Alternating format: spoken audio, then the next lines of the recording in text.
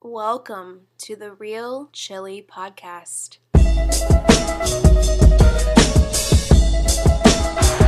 the Golden Eagles of Marquette University in Milwaukee are bound for the Final Four for only the third time ever. 5 seconds left. Marquette down by one, trying to avoid the upset. Blue the drive, the left hand. It's good. 1 second to play. Vander Blue has put Marquette in front by one. And I want to win every day as basketball players, as students, and I want to win every day, most importantly, as people. Welcome, ladies and gentlemen, to the Real Chili Podcast. I'm your host, Mike Lavender, and I am joined by Brian Henry. And Brian, we are doing this just minutes after Marquette posted a 20-point loss to St. John's at St. John's, an 89-69 loss for Marquette. Holy shit, that's a wake-up call. Mike, I am on my way to the hospital right now to be treated for the serious case of whiplash I just suffered from how fast the brakes just got pumped on this Marquette basketball season. Holy friggin' crap. My goodness gracious. I don't think anyone out there thought it would be the end of the world if they lost to St. John's. We knew St. John's was good. Yeah, they played a weak schedule, but they're talented. We all know Pons. They got an experienced starting five. They can play. It was possible to go in there and lose. But to get your doors blown off again by this St. John's team, by going on the road, it's disappointing, Mike. There's no other way to spin it. This was a grade A chance to start the conference playoff. Great. It's not the end of the world, but it sucks because it still leaves this sliver of doubt that I think exists in all of us, and it rears its ugly head again. I know we're going a little too far. I'm going a little too far off the deep end, and you're right. We are doing this minutes after, but damn it. That's the only way I can react to that. So this was a game really that was over by halftime. Marquette had a slim chance to get back in at the beginning of the second half, but for most intents and purposes, the second half was not even a competitive contest. The first half was a little different. Marquette never had a commanding lead within the first half, but they were battling in the first half. And I think if we're looking at this and we'll get to the bigger picture stuff, we'll get to what this means, coaching and everything like that. But within the context of this game, to me, everything that this came down to for this Marquette team is we saw them perform throughout the season, with the exceptions of a half against Kansas and against the entirety of Indiana, with solid defense. This was not a solid defensive performance. This was not a performance on the road, which I think is important to note, that is going to stick in anyone's mind as a solid defensive performance. We'll talk a little bit about the refs later. There might have been a little something there, but Marquette did not defend. Theo John did not defend out on the perimeter in certain spots. I don't know what the scouting report was, but this was not the same Marquette defense that we've gotten used to against Wisconsin, against Buffalo, and against Kansas State, and that swung the game to the point where it wasn't even a game in the second half. St. John scored 89 points in this basketball game. Mike, you want to venture a guess as to how many of those points came from the Red Storm bench? I do not want to. No, I have no idea. Well, if those of you out there are guessing 2, you would be correct. All but 2 friggin' points came from the starters. Unbelievable. Yeah. Unbelievable. Clark, huge game. 4 3-pointers. All of them felt like daggers. Shamori Pons, can someone put this guy on a rocket ship to the NBA? Has he had enough just wrecking us over the last 3 years? It's amazing every time we play him. You're not surprised anymore, but you keep waiting for – he's bound to have an off game at some point. Nope. Gets to the basket. First 6 minutes of the game, he's got 13 points. Just set a tone right from the get-go. You're right. Defense rotations were slow. Guys played defense with their body and their hands, not their feet. They got called for a ton of friggin' fouls. They were on their heels the entire game. I think on their heels the entire game is really the perfect way to put it. I thought the sequence at the end of the first half, Marquette was battling for a lot of the first half, and we cut it, to a manageable lead going towards the end of the first half. And then Shamori Pons, I think he had either 3 threes in a row or 2 threes in a row, right in Sakar Adams' eye. Maybe Jamal Cain was one of them as well. Just contested threes that were beyond NBA range that he just hit. That's the kind of player he is. That's what he can do. And really from that point on, they didn't give up. I don't think they gave up, but no. I think they realized pretty quickly that this was not their night by the sum of everything that was going on. So a really disheartening performance when you've seen a team perform defensively to such a high level, and then for them to turn in this type of performance is really disheartening. Now, I do think, look, we posted this on Twitter before the game. You can go back and look at it. This line, this Vegas line, Brian, it opened at -2 for Marquette. Before tip, it had swung to St. John's -2. The money always knows. The money knows, and we want to be loud and clear because all these idiots on Twitter are going to say certain things. Marquette did not lose this game because of the referees. Marquette lost this game because they played terrible defense. But if there's a contributing factor to the refereeing, it seemed like Marquette was refereed a little bit tighter on defense than St. John's was, and that contributed to the snowballing effect. I mean, I honestly got the things that bothered me most were some of the offensive foul calls. Theo John had that one great move to the basket and got called for a chicken wing where he barely even spun on. Even brain-dead Len Elmore was out there going, I thought that was odd. It's amazing. You wonder if Len's even watching the game half the time. He's just sitting there collecting his check. Yeah. But you're kind of just, wow, like those were little ticky-tack. The defensive ones, we didn't move our feet very well. I was okay with them. They were ticky-tack, but again, you gave the referee an excuse to blow his whistle. That'll happen. You can't play that way. You got to do a better job with your feet to stay in front.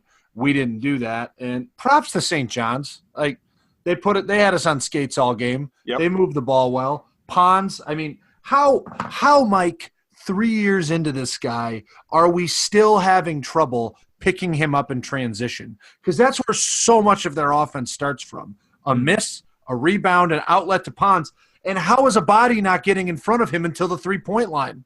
Like, make him change directions once bringing the ball up the court.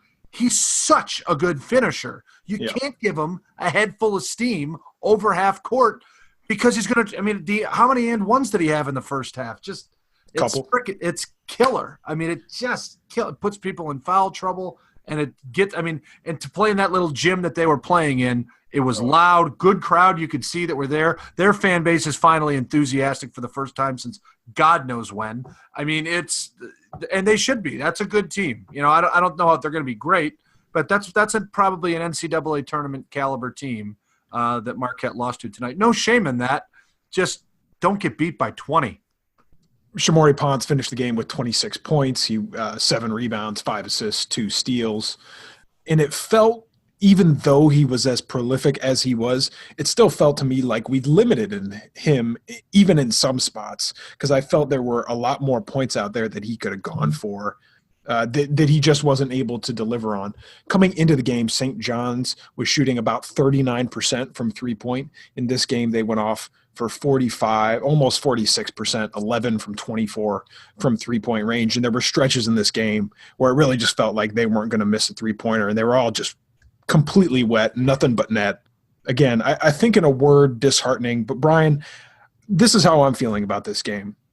While in some ways it was a carbon copy of the Indiana game, in other ways this just felt like a perfect shitstorm that would happen at St. John's, you know, them coming off of what just happened to them against Seton Hall. I don't know if St. John's looks this good in that many more games this season. Part of that is because we let them look that good. But I'm not inclined to start, you know, grabbing a pitchfork or anything yet, and not that you would, but it looks bad, but maybe it looks a little worse than it actually is. That's fair. You set up a point that Pete Worth and I talked about on the previous podcast. There's going to be 3 to 4 games a season that you just don't have it in league play. You know, we're talking about, you know, what's a realistic record in conference play for this team? Probably 12-6, 13-5 at a best case scenario. But I think 12-6 would be a heck of a season. And there's going to be 3 or 4 games where you just don't have it. And tonight could have been that. I agree. It feels worse. It's still a 20-point loss. It doesn't get erased. Right. The committee will look at that. You got beat. Now, I think St. John's is going to be a quality team at the end of the season, but still it's a 20-point loss on the road. That doesn't feel great. No, it doesn't feel great. And to your point about the road, you and Pete talked about this on the last pod you were on.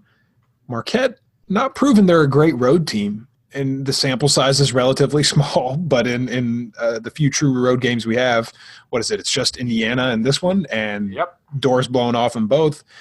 And common themes in both of those games, Marcus Howard was unable to step up. Both of those teams, Indiana and St. John's, were able to apparently effectively guard Howard and take him out of the game.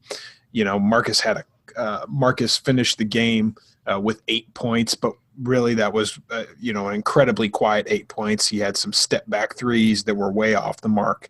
An uncharacteristic game for Marcus, but characteristic in the sense that they guarded him well. Indiana to me was shell shock. It was getting Mike Tyson punched to the face in the first 5 minutes of the game and never recovering, and an avalanche that was Assembly Hall kind of crashing down on top of you. This one against St. John's felt like, and I cannot believe these words are about to come out of my mouth. Oh, no. An exceptional game plan and execution by – I can't believe I'm going to say it. Oh, I can't believe I'm going to say it. An exceptional job by Chris Mullen. They did a terrific job on Marcus Howard at the point of attack. Every high ball screen Marquette ran, they switched quickly, and they played with their starting 5.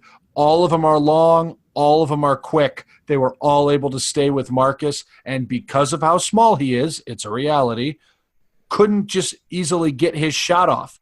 Every time Marcus got a shot off, God, did he have to work his ass off to do it.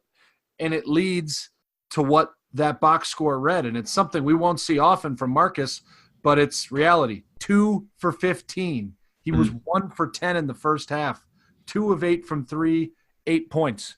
I mean, it's not his fault. Teammates have to do a great job helping get him open, but props to St. John's. They completely took our best player away, and we did not have the other bodies to step up. Chartouni, I think, gave 11 points off the bench. That's about as – He played a nice game. He did. Nice game. And that's the guy you kind of hope would step up. They needed Sakar, Sam Hauser, only 10 points tonight. They needed more offense from him. Theo John, only 3 points. I know he's only averaging around 6-7, but still there's a couple buckets more you wanted from him. They needed more of a collective effort from everybody. They didn't get it. And that, trust me, when we get ready to play Xavier this weekend, that's a film that everyone's going to try to imitate. St. John's did a terrific job taking away Marcus. St. John's did do a terrific job. I think if you're looking for the common theme, though, between St. John's and Indiana and what were they able to do, aside from the fact that it was on their home court in a fired-up environment, they both have a lot of long, athletic guys that they can throw at you. And that is a key to guarding – that's a key to guarding anyone, but that's a key to guarding Marcus.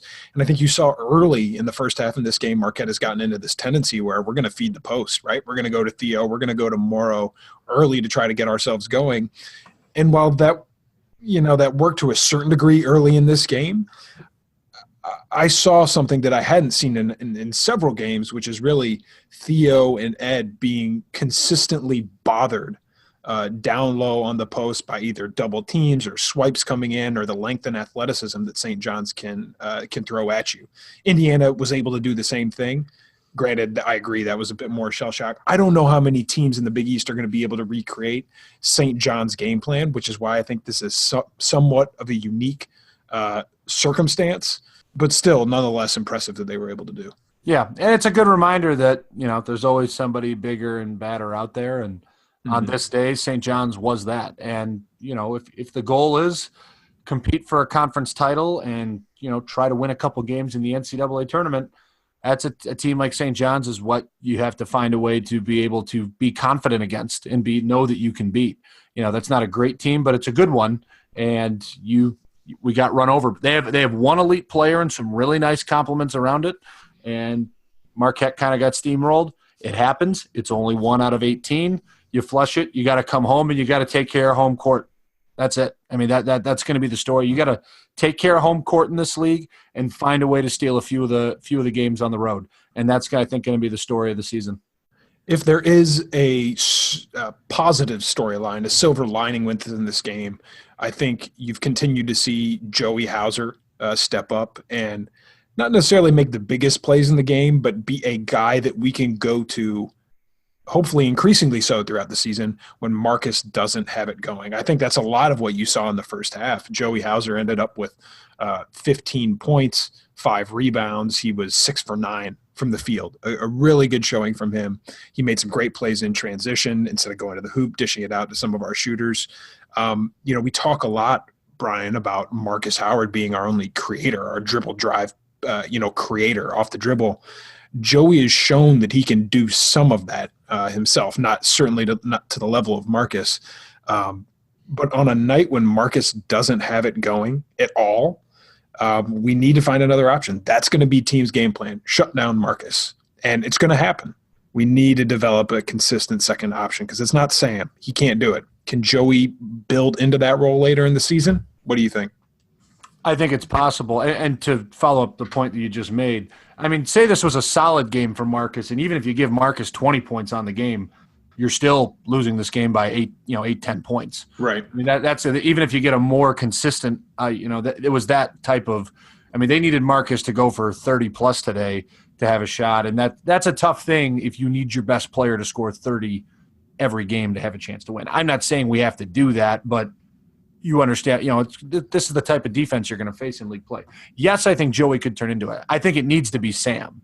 I think Sam's ready for that role right now, and he's shown us that he can do it. So I'm disappointed that Sam wasn't the guy tonight to drag us through some of the stretches where we were struggling, because I think he's got the talent, the experience, and the skill set for it. But you're right. If he's not going to grab the reins, by all means, Joey, please. Someone's got to put the ball in the basket.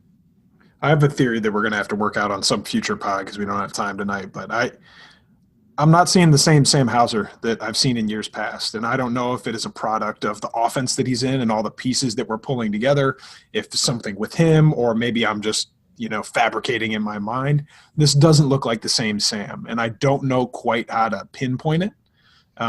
But it feels different to me, and I've heard others mention that. I've read others mention that, so I know I'm not completely alone. Do you see any of that? I mean, I've felt it at sections, but I haven't brought it up here because you look down at his averages, and he's still averaging 15, 7, and 2. Yeah, and that's I'll take 15, 7, and 2 every day out of your starting 3 or 4, depending on what you deem him to be in the lineup. Like that's about what he is. I mean, do we think he should be averaging 18, 19, 20 a game? Probably not, but he has – Sam's been a feast or famine guy at stretches. We've seen him have big nights and weaker ones. I think he'll bounce back well on Sunday. I don't think it's a – I'm not worried about Sam. I'm disappointed he wasn't, there to carry us tonight where we could have used it, but he'll be there and bounce back. No, personally, I don't think it's anything to be concerned about, but I hear where you're coming from. All right, folks. So in a 20-point loss on the road in New Jersey to St. John's, Marquette was thrashed, and really we were put in our places. But let's see how this team bounces back. Let's see how this team responds defensively against Xavier coming up on Saturday morning Central Time. Hopefully that is a game that Marquette can take the reins of a little bit more, because Lord knows they need to. This can't be a stink that sits on them for too long. But they've got some time off now. They're probably going to get some practices in, get a little rest in, and hopefully they can bounce back. Happy New Year, everybody. It's going to get better from here. The world is not ending, but it kind of sucks. I'm not going to lie. It kind of sucks. Well, if you're saying the world's not ending, then I believe it. Folks, that's going to do it for us here at the Real Chili Podcast. For Brian Henry, I'm Mike Lavender. Thanks for tuning in, and we'll talk to you next time.